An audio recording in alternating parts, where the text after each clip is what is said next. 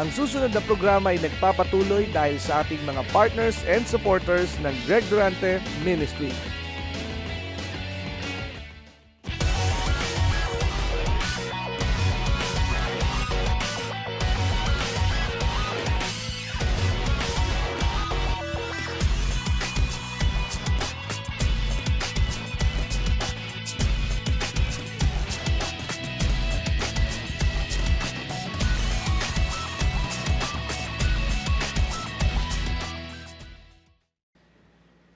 At si Pedro naman ay tinawag na adelantado. Laging gusto niya siya una. Ayaw niya ng pangalawa, ayaw niya ng huli. Pero inibig pa rin sila ng Panginoon. So itong anak ng kulog na ito na si Juan naging napakasensitibo sa relasyon niya sa Diyos. At ang sabi niya, mga pinakaiibig, hinahangad ko ng higit sa lahat ng mga bagay na kayo ay maging maunlad sa inyong kalusugan, sa inyong kaluluwa. At yun pong thy soul prospereth. Ang tinutukoy po nito ay hindi lamang kalusugang pisikal, kundi maging sa pinansyal at material. Dahil I wish above all things that thou mayest prosper. So ating pansinin, sa lahat ng ibabaw ng lahat ng mga bagay, kayo ay maging maunlad. So kapag ikaw po'y maraming pera, ikaw po'y magiging malusog. Bakit? Hindi mo naaalalahanin ang pambayad mo sa lahat ng iyong bayarin. Tama po ba? Kaya nga kung ating uunawain, iniutos ang pag-iikapo at pagkakaloob para ang bayan ng Diyos ay hindi magkulang. At ito po ay kalooban ng Diyos. Sa 2 Corinthians chapter 8 verse 9. Makinig kayong mabuti sa aking babasahin. For ye know the grace of our Lord Jesus Christ, that though He was rich, yet for your sakes He became poor, that you through His poverty might be rich. Ano po ang ibig sabihin? Ang grasya ng ating Panginoong Hesukristo. Ano po ang grasya? Pabor ng Panginoong Hesukristo. At ano po itong pabor? Na bagamat siya'y mayaman dahil siya ang Diyos, kasama ng kanyang Ama at ng banal na Espiritu sa paglikha. So siya ang lumikha at may-ari ng lahat ng kanyang likha. So siya ay napakayaman. Na bagamat siya'y mayaman, pero alang-alang sa inyo, siya'y naging mahirap. Ibig sabihin, siya'y naging katulad ng tao. Kaya siya ay nagkatawang tao upang sa kaganyang pagiging tao, kayo ay maging mayaman. Ano po ang ibig sabihin?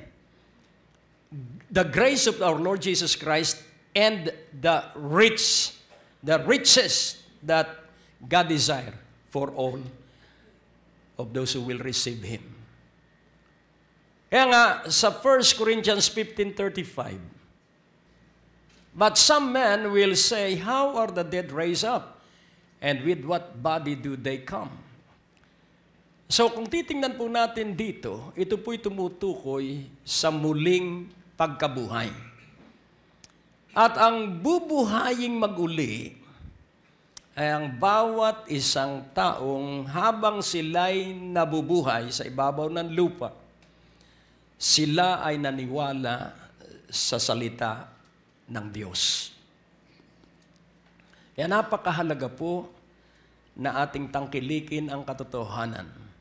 Isang araw, pag namatay ang ating katawan, tayo bubuhaying mag-uli para makapanirahan sa piling ng Diyos magpakailan paman. Kaya nga po itong ating gawain ng pagkakaloob, ang pagkakaloob po ng halaga ng salapi, nandun na ang lahat ng ating buhay. Nandun na ang ating dugo, nandun na ang ating pagpapagod, nandun na yung ating pagpupuyat. So, ibig sabihin, yung salaping ating na ipagkakaloob ay tumutukoy sa buo nating buhay at sa pagpapahalaga natin sa Diyos. Kaya dahil pinahalagahan natin ng Diyos, pahahalagahan din tayo ng Diyos. Ako ay dadalangin at katagpuin ng Diyos. Ito po yung inyong napagpasyahan. Kanina po, nung gawin ko itong hamong ito, dahil naniniwala ako ng Marso ay buwan ng pagtanggap. Nakahanda na rin yung sobre ko. Pero, ang sabi ng Diyos, yung lahat ng laman ng wallet mo, ipagkaloob mo na. Dahil sa akin po, basta ako'y may gas, okay na sa akin. So, ipinagkaloob ko. At kanina, bago tayo magsimula, kumuha akong sobre. Pag minsan nakakalimutan ko na wala pala akong pera. So, kanina po, nung iutos sa akin, ibigay mo ang lahat ng laman ng iyong wallet. Nakita ninyo kaninang umaga, binunot ko yung lahat ng laman. At inilagay ko. At ngayong hapon, kumuha ako ng sobre. At sabi ko, nga pala, wala nang laman ang wallet ko. Pero hindi bale. Sabi ko, Panginoon, magkakalaman ito. At nagkalaman nga. Kaya may laman yung inihulog kong sobre. Kaya sabihin mo, salamat at ako ay narito ngayon. So kayo ang itinakda ng Diyos na makarinig ng hiwaga na nasa loob ng kanyang salita. Pumikit ka sandali at hilingin mo sa banal na Espiritu na ikaw ay buksan ang puso't isipan at tumanggap ng masagana ng kanyang salita.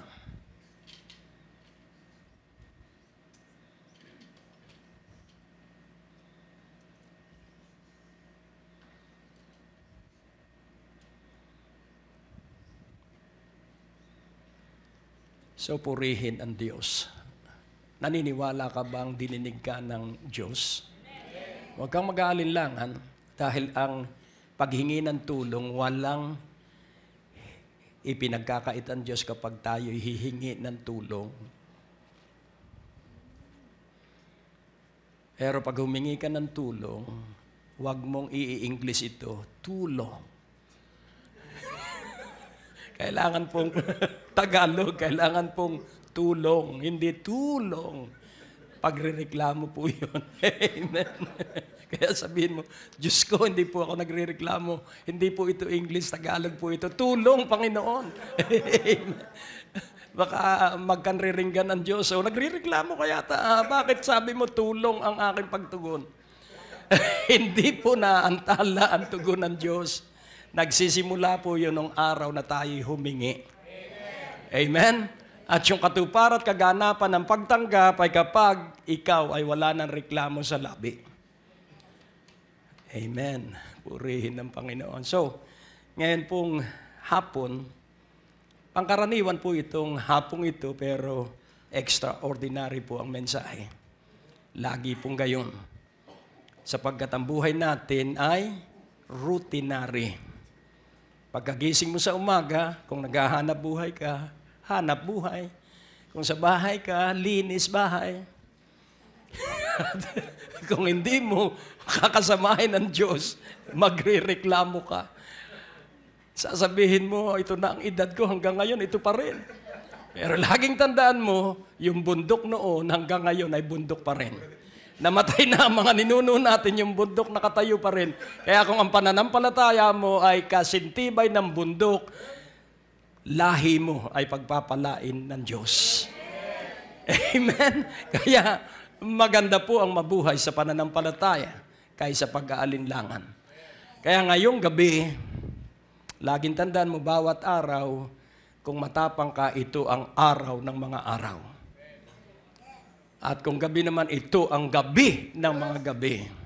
Hindi gabi ng lagim, kundi gabi ng magagandang panaginip. Amen? O, purihin ng Panginoon. So, ang paglakad po sa pinagpalang buhay ay ang pagkatuto. Kaya ito na po ang mensahe. Sa Ephesians 1:17, Ephesians 1:17, that the God of our Lord Jesus Christ, the Father of glory, may give unto you the spirit of wisdom and revelation in the knowledge of Him. So tayo po'y sandaling manalangin bago siyasatin natin itong unang talata ngayong mensahe para sa atin ngayong gabi.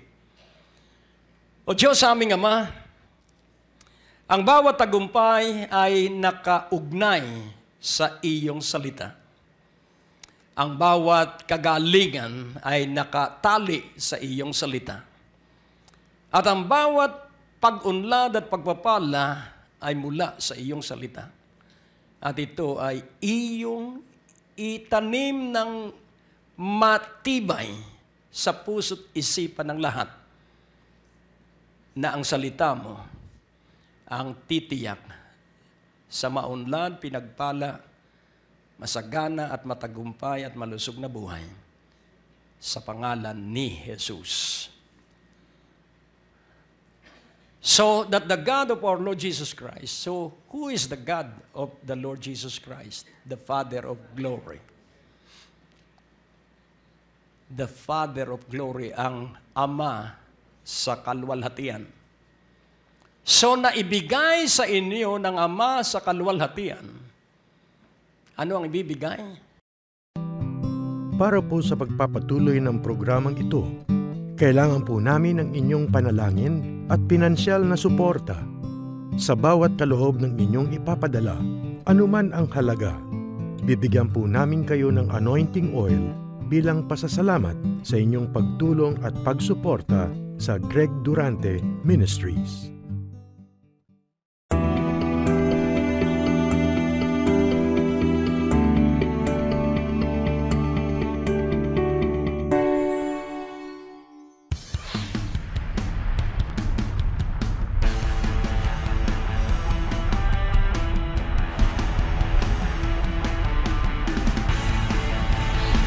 O ang aalisin mo yung takot. Jesus is Jehovah. You have the power to decree. Ikaw ba'y naniniwala ngayong gabi na walang pag-aalinlangan na ikay tatanggap ng kagalingan na bang uri ng sakit o karamdaman yan?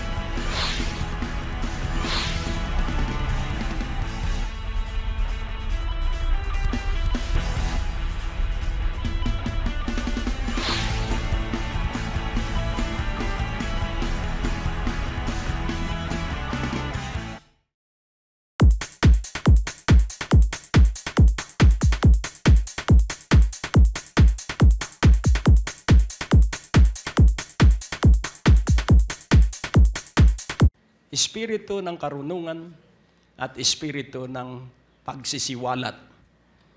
So ano yung karunungang isisiwalat? Na makilala ninyo siya. So sino ang ating kikilalanin sa pagtanggap natin ng espiritu ng karunungan at kapahayagan o pagsisiwalat? Ang kikilalanin natin ay si Jesucristong ating Panginoon. Bakit kikilalanin natin ang Panginoong Jesucristo? Sapagkat siya po ilang bagay. He is the only Savior. Sa lahat po ng aspeto ng ating buhay, ang kailangan lamang natin si Jesucristo. He is the supreme, the absolute, the ultimate remedy for all our needs. Huwag ka na pong magpasikot-sikot pa. Iisa ang kailangan natin. Kaya kailangang matutunan mo ang tatlong katotohanan. The saving knowledge from Jesus Christ through the Holy Spirit. At ang pangalawa, kailangan ng bawat tao ang isang tagapagligtas. At kapag natuklasan mo at natutunan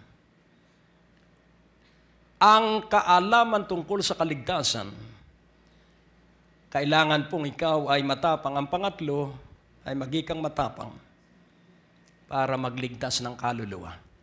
Gusto mong yumaman? Magligtas ka ng kaluluwa. Ang sabi ng Biblia, siyang nagliligtas ng kaluluwa ay matalino. Kaya ngayong gabi,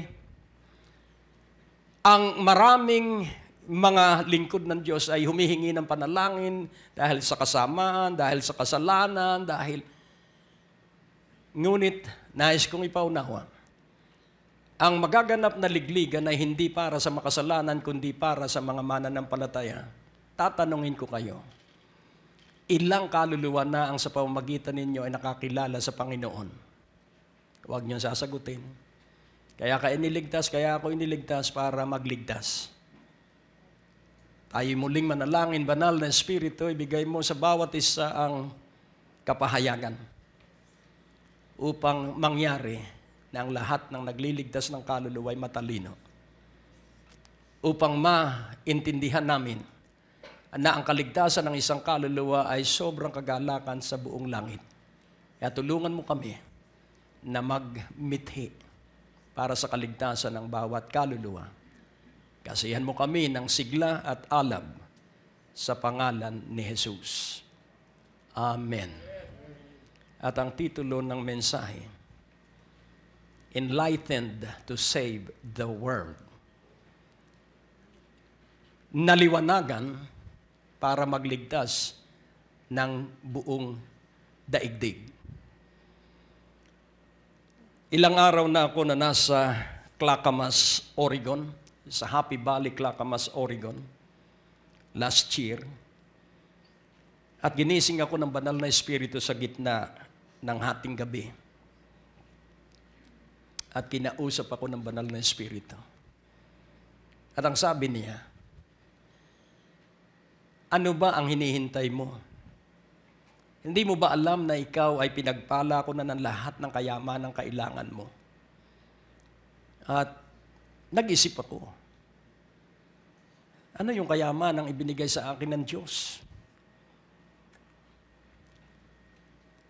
Yung biyahe namin ay, hindi ko alam kung saan namin kukunin yung aming pamasahe at yung biyahe sa 12 estado ng Amerika.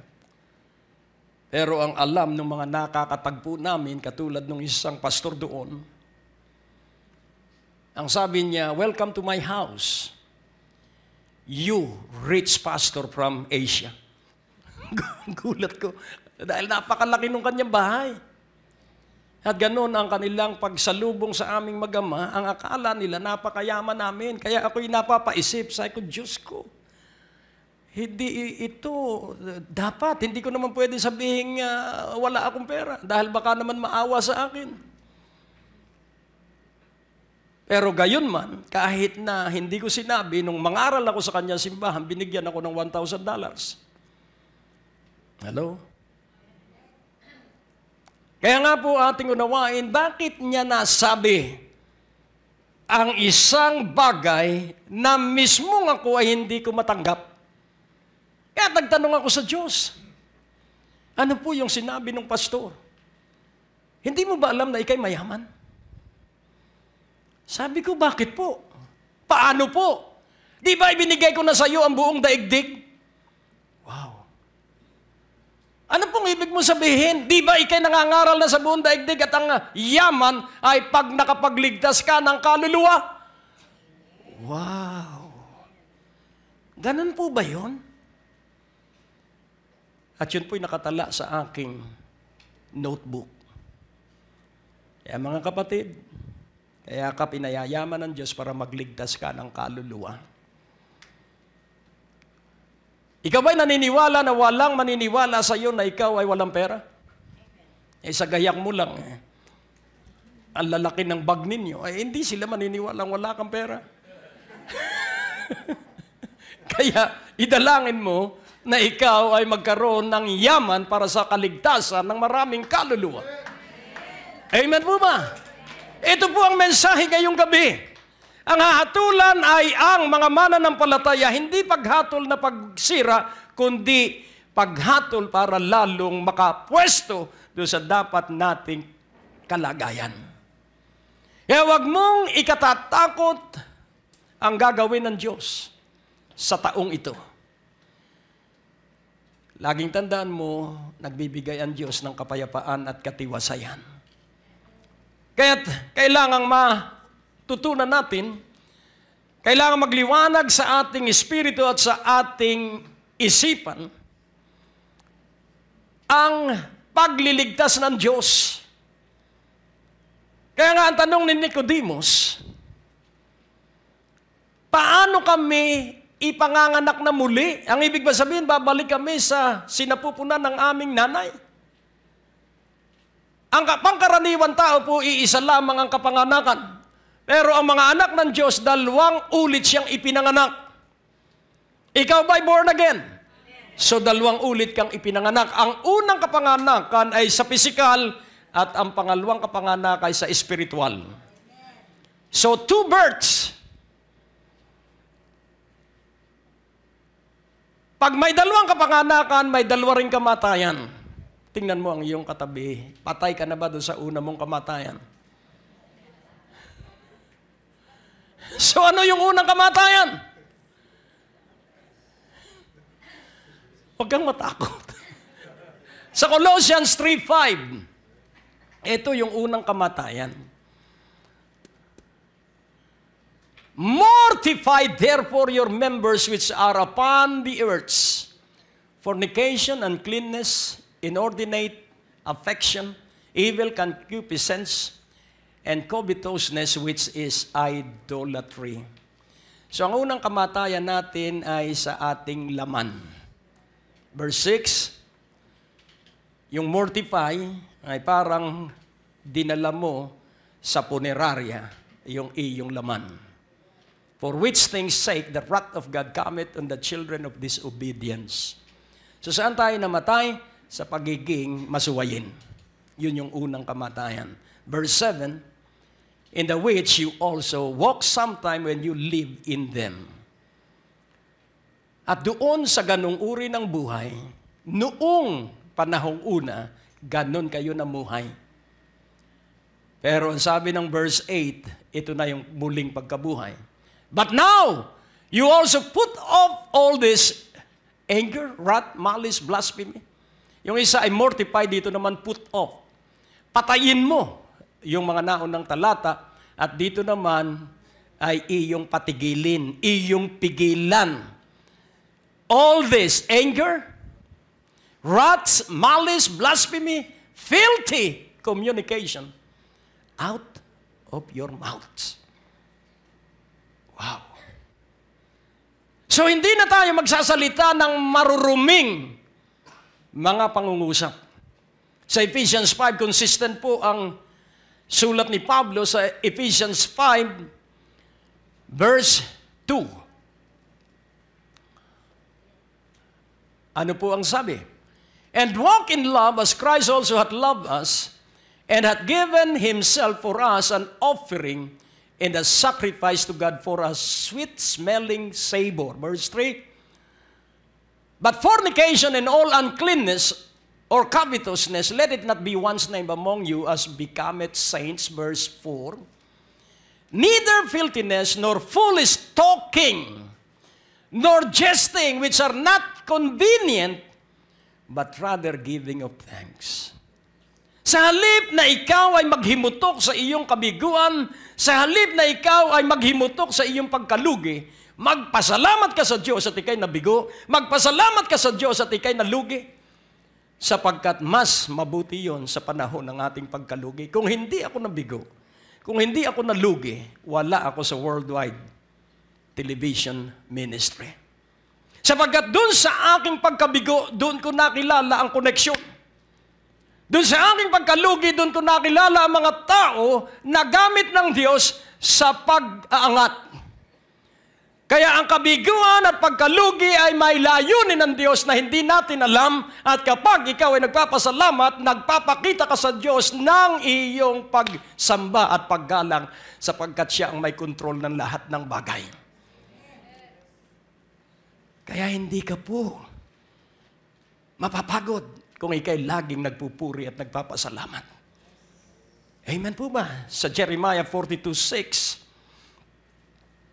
ito ang susi ng mga mayaman. Whether it be good or whether it be evil, we will obey the voice of the Lord our God, to whom we send thee, that it may be well with us when we obey the voice of the Lord our God. Kailan daw po gaganda ang ating buhay?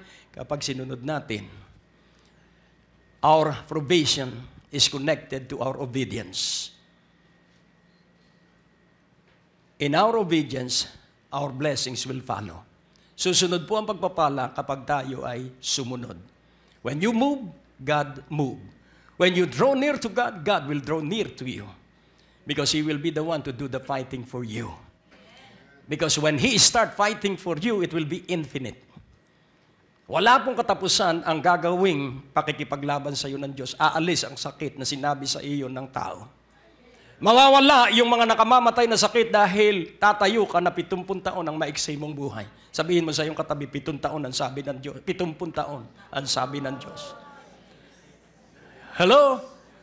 Amen. Huwag ka nang matatakot na mamamatay ka before 70. Sabihin mo, hindi ka maa-abort sa plano ng Diyos. Amen? Tingnan mo uli ang iyong katabi. Anong sabi mo sa iyong katabi? 70 taon ang maiksi mong buhay. 70 has 70. Amen? Kaya huwag ka nang pagod pa sa kaiisip at kakakapa. Nakapa na yan ng Diyos noon pa. Amen? Tumaas ka na lang at magpuri at magdiwang sapagkat ang Diyos ang may hawak ng iyong buhay, hindi ikaw, hindi ang gamot, hindi ang mga kinakain mo. Ang Diyos ang may hawak ng ating buhay. Amen? Kung mamatay tayo before 70, ang Diyos pa rin ang magagalak. Pero huwag kang papayag. Kaya sabi, state your cause and plead and let us reason together. Sabihin mo, ano ba ang layunin mo? Bakit ba kita bibigyan ng 70 taon? Para lang kumain ng kumain. Tayo po'y nabubuhay hindi para kumain. Kumakain tayo para mabuhay. Hello? Yung iba, ang kanilang kabuhayan ay pagkain. Pero ang buhay natin ay ang pangitain na ibinigay sa atin ng Diyos. Kaya tayo kumakain. At pag nagpasalamat ka dahil nasa layunin ka ng Diyos, hindi ka ma-high blood. Hello? Bakit? Sapagkat ginagawa mo ang layunin ng Diyos.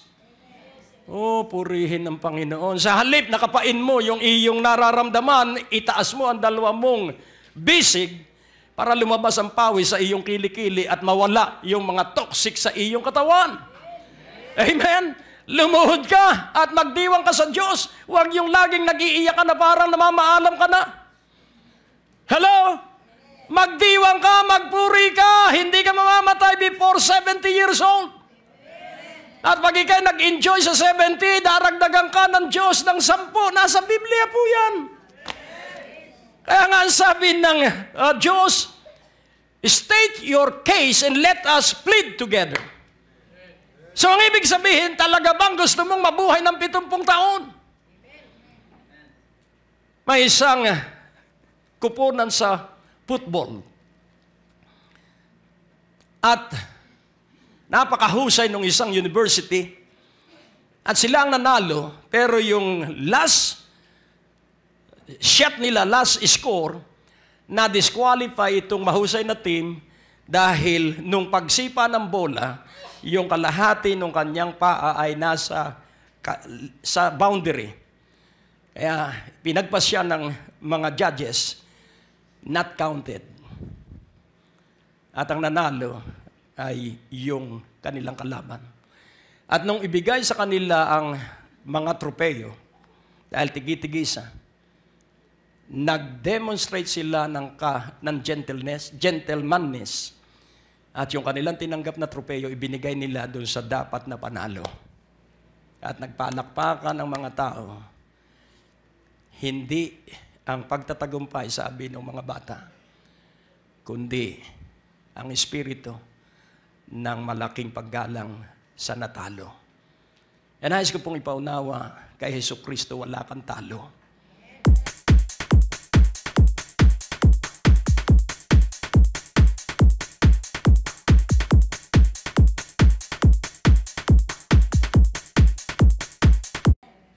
Amen? Naniniwala ka bang walang talo? So what is the saving knowledge? That you were saved by grace through faith. So kung tayo naligtas dahil sa biyaya na ating pinaniwalaan, lahat ng problema mo, ang paraan para malutas, it's always by grace through faith. Amen po ba? Ano ang grasya? Ang grasya po, sinimulan ka ng Diyos sa mabuti, tuloy-tuloy siya sa kanyang kabutihan, hindi nagbabago ang kabutihan ng Diyos. At ang gagawin mo lamang ay paniwalaan.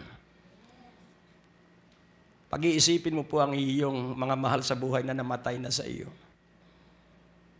At may mga pagkakataong iniisip ko ang kanilang mga mukha, yung mga panahon na kami ay masasaya.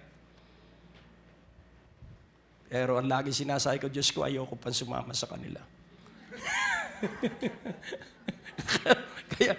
kaya nais ko pong ipaunawa sa inyo, 70 years ang sabi ng Diyos. Nakukuha niyo po? Ulitin kong muli, 70 years ang sabi ng Diyos at kung ikay maligaya, plus 10. Hindi po plaster, plus 10. Amen? Saan kailan inilalagay ang plaster? Pag kinuna ng dugo. Pero nais kong ipaunawa na kapag ikaw ay naging maalab sa pagliligtas ng kaluluwa, magkakaroon ka ng normal blood pressure. Ang blood pressure ko po sa edad kong ito, 110/75. Kaya pwede pa akong kumain ng chicharon. Kaya nais ko pong ipaunawa, ano ang sikreto? Hindi po yun lihim. Yun po'y consistency sa pagpapasalamat sa Diyos at paniniwalang walang taong tumatanda. Tingnan mo ang iyong katabi, sabihin mo, walang taong tumatanda. Dahil tandaan mo, ang Diyos ay walang hanggan. Ang may hanggan sa ating katawan, lupa, pero hindi ang ating espiritu at kaluluwa. Ang ating espiritu at kaluluwa ay walang hanggan. Nagkakaedad ang katawan, pero hindi ang espiritu at kaluluwa. Gusto mong maging bata lagi? Ang sabi ng Biblia, remember thy God in your youth. Alalahanin mo lagi ang Diyos habang ikay bata pa. Para manatili kang bata, araw-araw alalahanin mo ang Diyos. Paano yun? Hindi alalahanin mo ang Diyos. Alalahanin mo na napakabait ng Diyos dahil ikaw ay binubuhay araw-araw. At magpuri ka kapag mahigpit ang traffic. At sabihin mo, Diyos ko, sinasanay mo akong maging matiisin because perfection is for the patient person. Amen? Kaya nga, pag pumasok sa ospital ang isang tao, ang tawag sa kanya ay patient. Maghintay ka dahil marami pa akong ginagamot.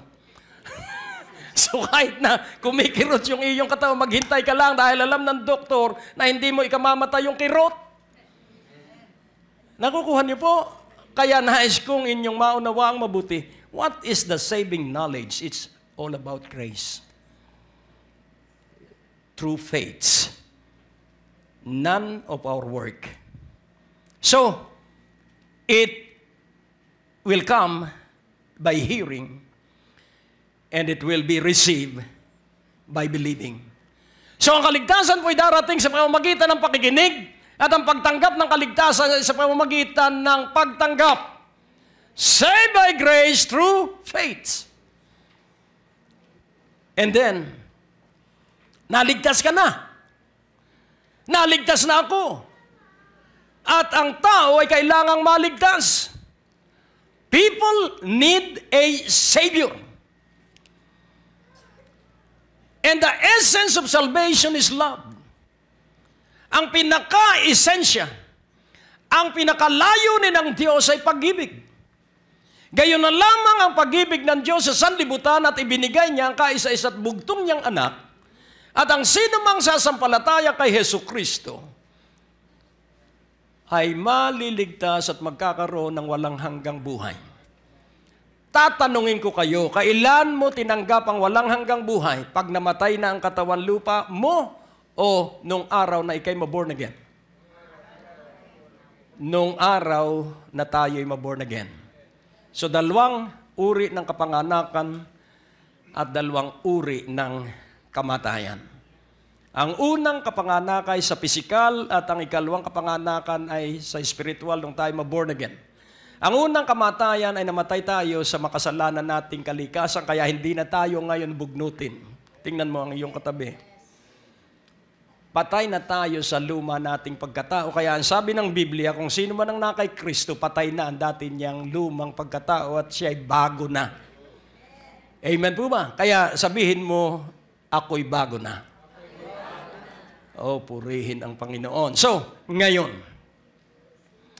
kailangan ng tao ang isang tagapagligtas. So, ano ang iyong gagawin? Ang iyong pong kaligtasan ay nagdala para ang iyong mga mahal sa buhay ay masaksihan nila ang buhay na Diyos sa inyong buhay. Kung iyo pong sisiyasatin ang dati nating buhay, kaiba po tayo nung dati. Hindi po maaalis ang kayabangan sa isang tao. Paano natin masasabing mayabang tayo? Ayaw mo ng mumurahing damit. Nag-iipon ng mga tao para makakuha ng high-end na mga gadget. Kaya kung titingnan mo, halos lahat ng tao sa Pilipinas ay merong mga iPad at kung ano-ano pa, bihira ang walang cellphone. Bakit po? Dahil kailangan po na maka-angkop siya sa level ng buhay ng maraming tao. Ganyan po tayo. At kahit na po elementary grade pa lang, gusto na nila ng mga bata, ay bilhan na sila ng iPad. At pag hindi na ibili, nagmamaktol at nagpapapadyak. Subalit nais kong ipaunawa sa bawat may pandinig. Kapag ikaw ay meron ng tinatawag na contentment, ano ba ang buhay na walang hanggan? Sa Philippians, sa chapter 3, sa verse 11. If by any means I might attain unto the resurrection of the dead. So ang atin pong dapat na pangarap ay mabuhay tayong magmuli. Sa verse 12, ano ang kanyang paraan? Dahil sabi niya, if by any means, kung sa paanumang paraan ako ay makaabot sa pagkabuhay na mag-uli. Not as though I had already attained, either were already perfect, but I follow after, if that I may apprehend that for which also I am apprehended of Christ Jesus. Pansinin po natin yung word na attained, already perfect, and then yung apprehend. So, atin pong unawain na kailangang maabot natin, kailangang makamit natin para tayo ay maging sakdal, para tayo ay maging ganap. Iisa po ang paraan para makuha natin ang kaganapan o pagiging sakdal o pagiging perpekto. At ano po ito? So yun pong apprehend ay parang nagbit ng red light na hinuli ng MMDA officer. So that I may apprehend that for which also I am apprehended of Christ Jesus. So, katulad ng pagkahuli sa akin, nung ako'y maborn again, ako ay nahuli ng Panginoon. Hello? So ngayon, ano ang layunin ng pagkadakip sa atin ng Panginoon? Na kailangang atin ding matanggap ang alin? Yung iniisip at hinahangad ng Panginoon. At ano po yun? Verse 13. Brethren, I count not myself to have apprehended. So buhay pa po siya. Ang sabi niya, wala pa sa akin. I have not yet attained. I have not yet apprehended. Dahil buhay pa siya. So kailan niya matatanggap at kailan mapapasa kanya yung ginawa ng Panginoong Hesukristo? At ang sabi niya, but this one thing I do, forgetting those things which are behind and reaching forth unto those things which are before. So para makamit natin yung hinihanda ng Panginoon, yung bunga ng kamatayan ng Panginoon, yung bunga ng pag-aalay ng Panginoon ng kanyang katawan, at yung bunga ng kanyang pagtigis ng dugo, para makamit natin yung layuning yon, kailangan kalimutan natin ang nakaraan. Kailangan kalimutan natin ang ating mga kabiguan. Kailangan kalimutan natin ang ating mga pagkalugi. Kailangan kalimutan natin ang ating mga pagkakamali.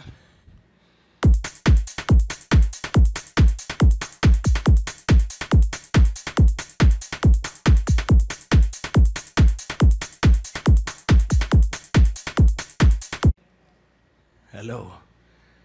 Sapagkat hadlang ang nakaraan. Mas maganda ang ngayon kaysa nakaraan. Gusto mo bang ikay naglalakad pa at sakay sa ibabaw ng kalabaw? Ayoko na po nung panahong yon. Nung ako ay nasa probinsya ng aking nanay sa Ilocos Sur, tanda ko pa nung maliit kami, para kami makauwi ng bayan, kailangan maghintay kami ng kalesa. At napakabagal ng kalesa dahil pangit ang kalsada. Kaya pag lumakad yung kalesa, paggewang-gewang. At kailangan umalis kami ng madaling araw para umabot kami sa daraang bus patungong Maynila. Kaya kung akong tatanungin, ayoko na po sa nakaraan. Ang tren mula Lucena City, 8 oras hanggang Lealtad, Sampaloc. Gusto mo nung ganong haba ng travel? Palagay ko po, ayoko na nung ganong panahon. Kaya kinalimutan ko na ang nakaraan. Nakalimot ka na ba sa nakaraan? Dahil pag hindi ka lumimot sa nakaraan, hindi mo makakamit ang nakatakda sa kasalukuyan. At nakatakda sa iyo ang maunlad na buhay, nakatakda sa iyo ang malalaking pagpapala, nagiging hadlang ay ang iyong pagtingin sa nakaraan. Parang gusto natin sa dating buhay. Ang maganda lang doon sa dating buhay, ang tao ay ka-Diyos. Pag kumalimbang ang kampana ng 6:00, tigil ang lahat ng tao. Ngayon, kahit pakalimbangin mo, baliwala sa tao dahil nakikinig sa kanyang cellphone. Wala nang marinig kundi ingay ng mundo. Kaya ayoko na doon sa nakaraan, gusto ko na isa bago. Ang kaligayahan po ay hindi galing sa nakaraan. Ang kaligayahan po ay hindi sa kinabukasan. Ang kaligayahan ay ngayon. So eternal life is a life of happiness. Eternal life is a life of satisfaction without end. So paano yun? Parang sabi sa verse, yung kasunod na verse of 14, I press toward the mark for the prize of the high calling of God in Christ Jesus. So what is the thing that we have to attain? Ano yung bagay na dapat nating maabot at makamit? Ano yung bagay na dapat na mapa sa atin? The high calling of God in Christ Jesus. Nang ibig sabihin, ikaw at ako ay maging katulad ng Panginoong Hesukristo. At ano ang sinabi ng Panginoon? Ako'y dumating upang maglingkod, hindi paglingkuran. Ako'y dumating para wasakin ko ang gawa ng dyablo. Ako'y dumating para tupdin ko at tapusin ang ipinagagawa sa akin ng Ama. At ang kanyang gawain, mabayubay siya sa krus para sa kaligtasan ng lahat. There is only one Savior. And that Savior is Jesus Christ. So what is eternal life and when shall you receive eternal life? The moment that you were born again. And what is eternal life? So John 17:3, this is eternal life. And this is life eternal. That they might know thee, the only true God, and Jesus Christ, whom thou hast sent. So eternal life is to believe day after day after day after day, God the Father and His Son, Jesus Christ. Na anuman ang iyong suliranin, hingin mo sa Ama sa pangalan ni Jesus, ibibigay sa iyo ang lahat ng karunungan para malutas mo ito. Ano man ang wala sa iyo na kailangan mo, hingin mo sa Ama sa pangalan ni Jesus at ito ibibigay sa iyo. Sa John 15:16, John 15:16, you have not chosen me, but I have chosen you, and ordained you that you should go and bring forth fruits, and that your fruit should remain, that whatsoever you shall ask of the Father in my name, He may give it you. Ano po ba ang ating bunga? At ang ating pong bunga ay ang pag-ibig po ng Diyos. At dahil nga po tayo nabubuhay sa pag-ibig ng Diyos, kaya naiibig natin ang mga tao, ano man ang kanilang ugali o ginawa sa atin. At kapag tayo po'y nakaiibig na at kapag tayo nakapagpatawad sa mga taong mahirap patawarin, sa ganong kalagayan ng pagpapatawad at pag-aalis ng sama ng loob kanino man, saka po magaganap yung ikalawang bahagi. Whatsoever you shall ask of the Father in my name, He may give it you. Nakapagpatawad ka na po ba? Pag nakapagpatawad ka na, humingi ka na sa Diyos sa pangalan ni Jesus at ito'y ibibigay sa iyo. Sa verse 23, 15:23 or 16:23, John 16:23. That in that day you shall ask me nothing. Verily, verily, I say unto you, whatsoever you shall ask the Father in my name, He will give it you. Kaya kung titingnan po natin dito, yung word na ask po dito, ang original word ay demand. So, whatsoever you shall demand the Father in my name, He will give it you. Ano po ba ang demand? Ang demand po ay yung kailangan, kaya hinihingi po yung kailangan mo, hinihingi mo at hindi ka nag-aalinlangan na hindi ito ibibigay sa iyo ng Diyos. Hindi ipagkakait ng Diyos ang kailangan mo. Naniniwala ka po ba? Kailangan mo'y kagalingan, hindi pagkakait ng Diyos. Bibigyan ka ng kagalingan, bibigyan ka ng bagong puso, bibigyan ka ng bagong dugo para hindi ka na nag-high blood, para hindi na nagpapalpitate ang iyong puso. Bibigyan ka ng bagong kalusugan. Sa Luke 11, ito po'y paulit-ulit na katotohanan na kailangang paulit-ulitin dahil gusto ng Diyos na makita sa iyo ang kanyang kariktan. Gusto ng Diyos na makita niya ng tao ang iyong kasaganaan dahil ito'y nakalulugod sa Diyos. Pag nakita ng tao, dahil may makakasaksi sa atin, ang alab niyang kapitbahay natin, lagi yang nasa gawain. Kaya, tingnan mo, kaiba ang buhay kaysa atin. Kaya sa sandali na ikay maalab at hindi pa nangyayari yung ating inaasahan, ganito ang sasabihin ng mga tao sa iyo. Yan, laging laman ang gawain, pero hanggang ngayon, hindi pa rin umuunlad. Huwag mo silang pakikinggan. Dahil ang kasaganaan pagdating, iniingatan ng Diyos na masira tayo ng kayamanan. Hello. Kaya tayo ay hinuhubog niya, tayo inihahanda niya sa malaking kayamanan.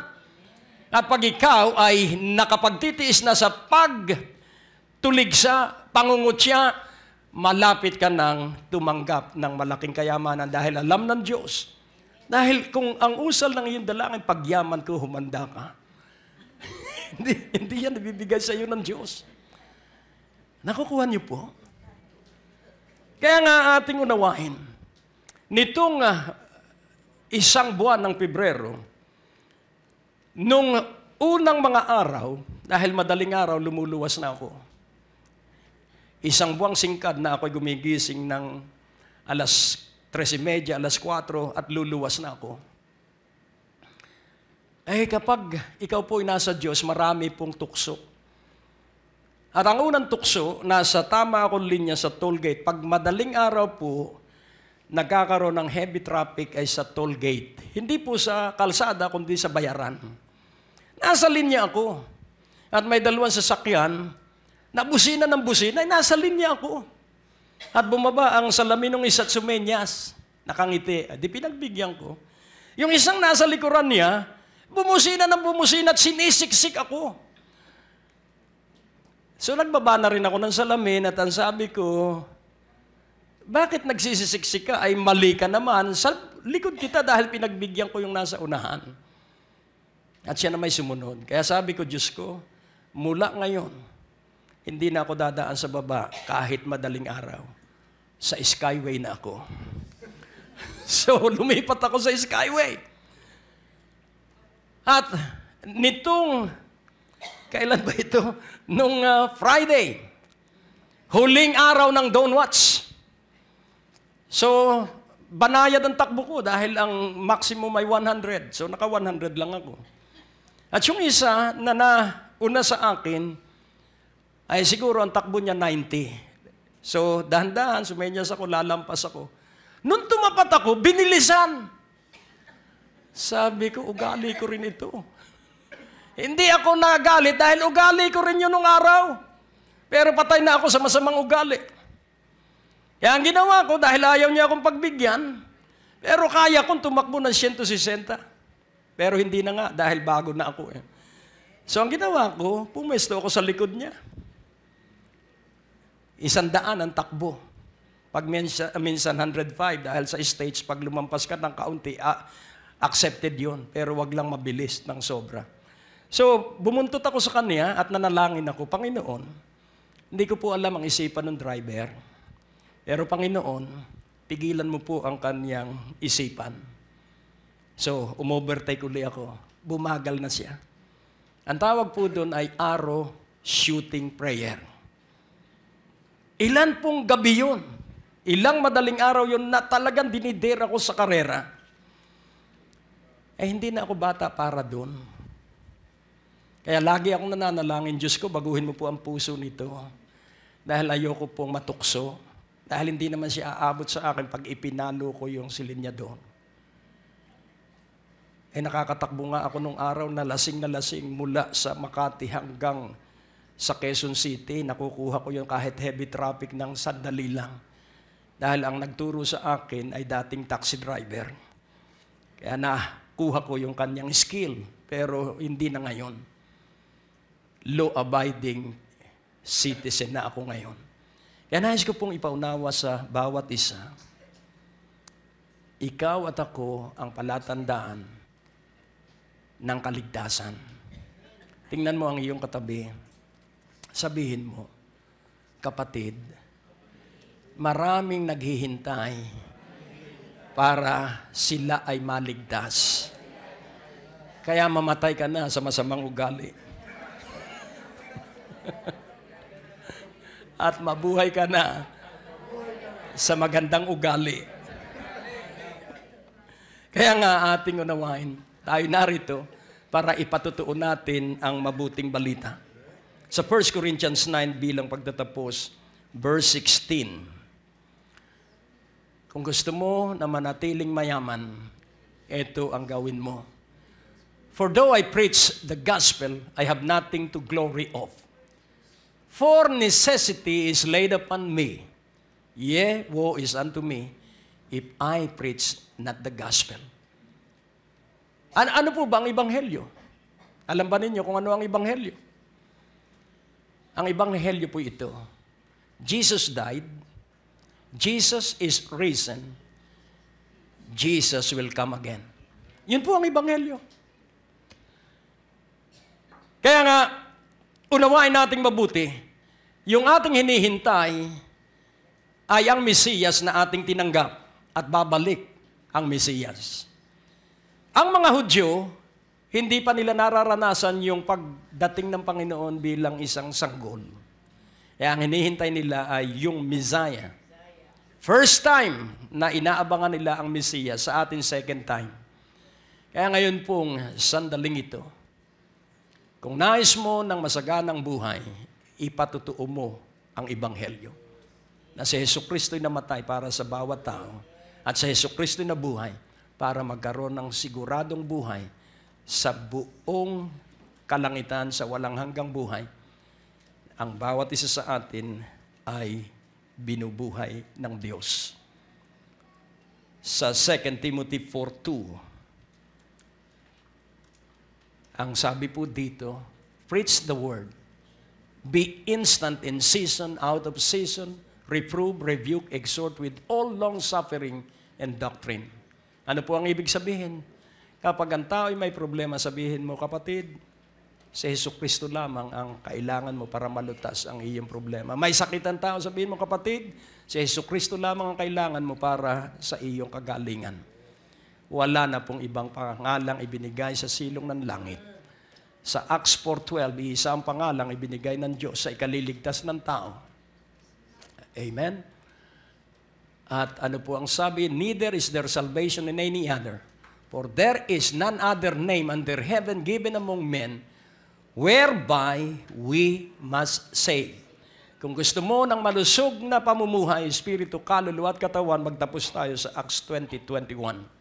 Huwag mong ipagkakait ang kaligtasan na iyong natanggap. Testifying both to the Jews and also to the Greeks, repentance toward God and faith toward our Lord Jesus Christ. Sa bawat may sakit, sabihin mo, kailangan mo si Jesucristo. Magsisi ka dahil ang repentance ay pagbabago ng isipan na hindi gamot, hindi ang mga bagay na likha ang pinanggagalingan ng kagalingan, kundi ang Panginoong Jesucristo.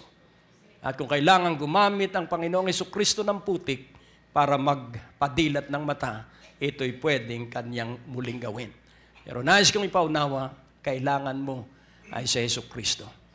Hindi ko na po natukoy ang Luke 11, pero nais kong ipaunawa sa inyo bilang pagtatapos Luke 11:13. At ang sabi po dito,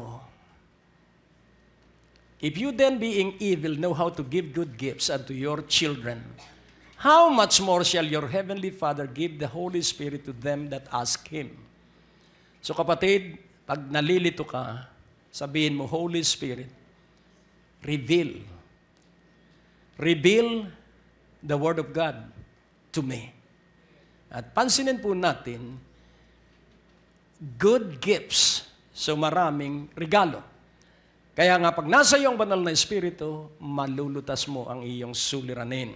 Pag nasa iyong banal na Espiritu, gagaling ka sa lahat ng sakit at karamdaman. Pag nasa iyong banal na Espiritu, masusumpungan mo ang payapang buhay sa iyong puso at sa iyong isipan. Kami po ay ipinanganak sa ikalawang pagkakataon at namatay na po kami sa dati naming pagkatao at dati naming pag-uugali. At kami binuhay mo sa isang bagong uri ng buhay na katulad ng sa iyong anak.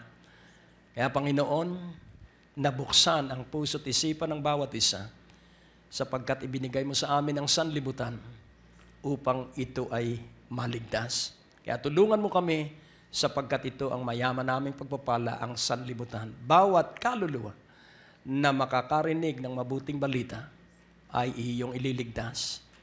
Kaya tulungan mo kami para makapagpatuloy kami sa pagkatawag na ito at ikaw ay maluwalhati naming tuloy-tuloy sa makapangyarihang pangalan ni Jesus. At ang bawat isa ay nagsabi ng Amen. Sa Diyos po ang papuri at kaluwalhatian. Salamat sa Diyos.